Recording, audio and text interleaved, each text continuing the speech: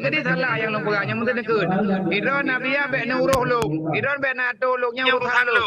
Alhamdulillah aku mekan pegang dengan berarti lu be kula kema. Tapi hana kun menaga. Kagak ada kun. Berarti ni hana kemana sama dengan hana ya aku tidak buka. Dan anda kata anda buka be nuruh lu. Insyaallah taala secara mukminin dan mukminat ilmu belum pegang Kira lu buka apa dulu? Hai dia mau pingat. Mungkin dia kata lah. Kena cara dia, hai kena kata lah. Ida boleh. Kamu awan dia kabutu dia hanya kabutu. Kami namanya lu mana mampu bantu lu. Lagi urus kerja murah ada kami dia mana kata lebih kami. Kamu Yang tu yang kami bawa beko drone yang nak boleh lurus dia berarti hanya lurus yang kau tu. Kami nya pos pun nak. Yang rekam nyo na asli paman. Oh no. Nerekam babe yang rekam kan hilangkan. Katanya mana?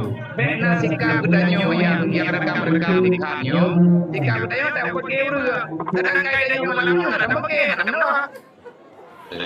Angkanya macam pegang yang baik-baik wante drone ke mana nak? Menyo berlero nabu baik luruh ni lu. Itu siap. Berarti hana luruh ron baik mana? Itu yang malamnya kan cukup jaya pun dengar. Yang kau tingkat dipakai dua dia. Yang najia pak tukang guru. Na paman yang pak guru.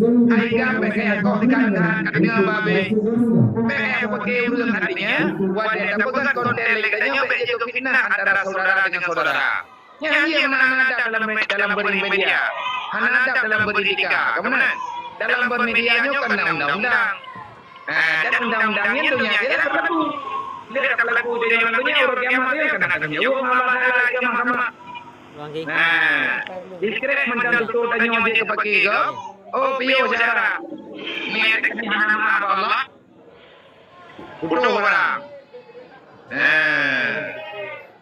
Artinya bet yang mempiarkan dari kanyo, bet yang pegol dari kanyo, bet yang mempiarkan dari kanyo, yang kita kerugo agama, wadah tak mendawa Islam dari tapi Islam, tak mendawa kanyo muiman dari tapi muiman, yang adalah Islam. Artinya tercoreng nama baik Islam. Karena kanyo hana kepurno oleh Rasulullah mendawa, hana kepurno oleh Nabi bagi, hana kepurno oleh Nabi kanyo bagi bagi. Ada kata tetap hana jadi. Nah cara lain yang